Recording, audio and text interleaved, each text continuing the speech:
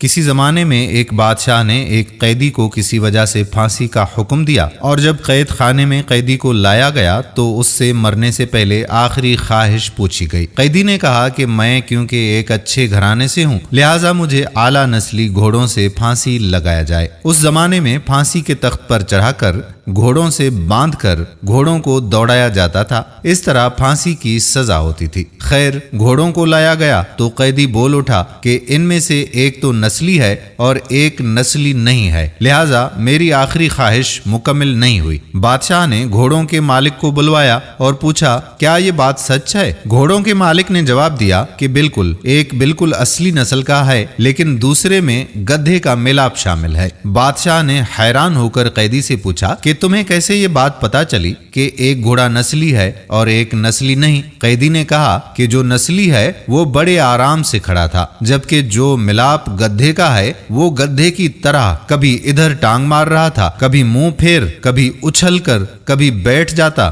جس سے مجھے علم ہوا۔ قیدی کی دانائی اور سوچ پر بہت زیادہ خوش ہوا اور سپاہیوں سے ایک اور روٹی بڑھانے کا حکم دیا۔ دوپہر کو جب سپاہی قیدی کو ایک اور روٹی اضافے کے ساتھ دینے آئے تو قیدی نے کہا کہ بادشاہ بھی کسی لانگری کا بیٹا ہے۔ سپاہیوں نے قیدی کی یہ بات بادشاہ تک پہنچا دی۔ بادشاہ کو غصہ آیا اور سپاہیوں سے قیدی کو دربار میں حاضر ہونے کا حکم دیا۔ قیدی سے اس بات کی وضاحت مانگی گئی۔ قیدی نے بادشاہ کو کہا کہ اپنے خاندان کے بارے میں کسی سے پتہ کروا لو۔ بادشاہ کی سلطنت میں سب سے ادھیڑ عمر شخص کو ڈھونڈا گیا اور اس سے بادشاہ کے آباء و اجداد کے بارے میں پوچھا گیا۔ ادھیڑ عمر شخص نے بتایا کہ یہاں اس بادشاہ سے پہلے اس کا باپ بادشاہ تھا، لیکن وہ بادشاہ بننے سے پہلے لانگری تھا، کیونکہ اس بادشاہ سے پہلے ایک بادشاہ ہوا کرتا تھا، اس کا اپنا کوئی بیٹا تو تھا نہیں۔ اس بادشاہ نے اعلان کیا تھا کہ کوئی ایسا شخص جو میری رایا کو بھوکا نہ مرنے دے تو آپ کا باپ لانگری تھا۔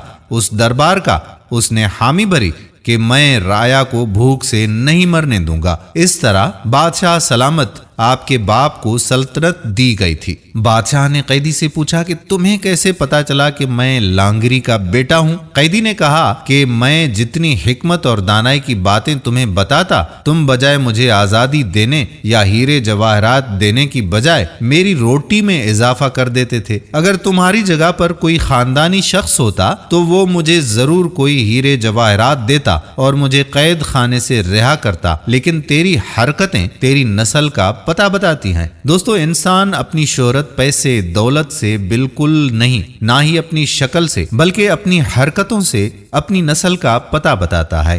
اس لیے جو بھی حرکت کریں، جو بھی کام کریں، سوچ سمجھ کر کیا کریں۔ امید کرتے ہیں کہ ہماری آج کی ویڈیو بھی آپ کو پسند ضرور آئی ہوگی اور اس ویڈیو کو دوسروں کی اصلاح کے لیے شیئر ضرور کریں گے۔ آنے والی ویڈیو تک آپ کا اپنا میزبان قادر بخش کلہوڑو آپ سے اجازت چاہتا ہے۔ اپنی دعاؤں میں یاد رکھیے گا۔ اللہ حافظ۔